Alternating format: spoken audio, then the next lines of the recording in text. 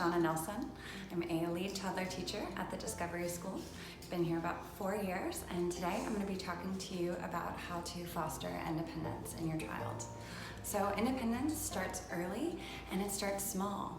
So in infancy, an infant reaching for an object is really their first sort of exercise of independence and self-determination. And as adults who want to foster that independence, our job is not to hand them that object, but to put it within their reach. So we're really helping them help themselves. That's a very Montessori concept and idea. So in toddlerhood, independence looks a lot of different ways, but for the adult, it looks like hanging back and observing far more often than you intervene or guide them to play. So when toddlers are struggling with a puzzle piece or they're building a lopsided tower, all of that is part of the learning process. So getting it wrong is really where they learn as well. So I think one of the greatest ways that you can foster independence for children is to allow them time and space to accomplish things on their own without you.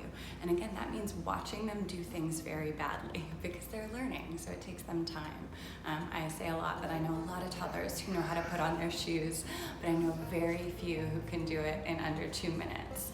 And that's a long time for an adult to wait to watch someone put on their shoes. So I understand that that can be challenging, but know that allowing them that space for struggle and that space for failure is helping them become independent and helping them become self-sufficient.